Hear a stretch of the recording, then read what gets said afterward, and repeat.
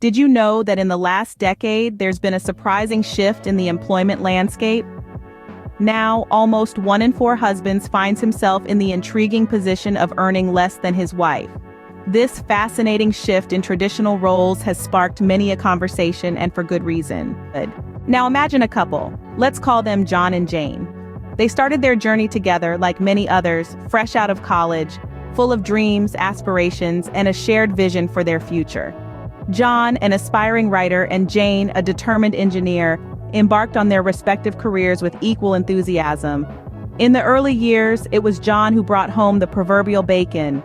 His writing career took off, his books sold like hotcakes, and Jane was still finding her footing in her engineering career.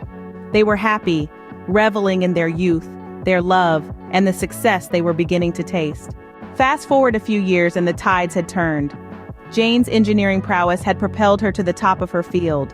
She was earning significantly more than John, whose writing career had plateaued. It was a shift, a change in their dynamic, but it didn't dampen their happiness.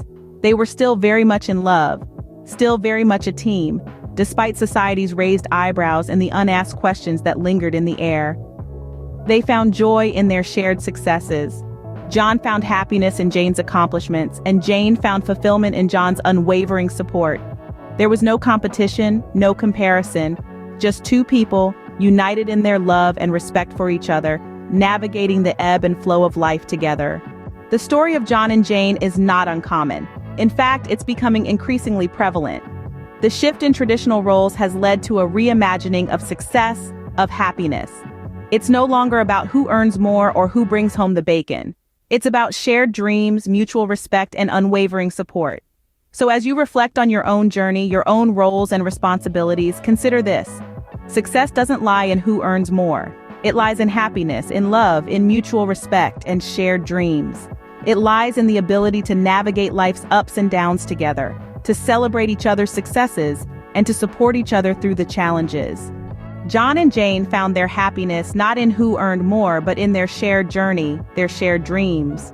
They found success not in their individual accomplishments, but in their collective achievements.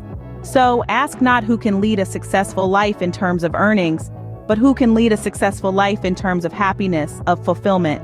The answer, as John and Jane have shown us, lies not in who earns more, but in who loves more, supports more, dreams more. That, dear listeners, is the true measure of success.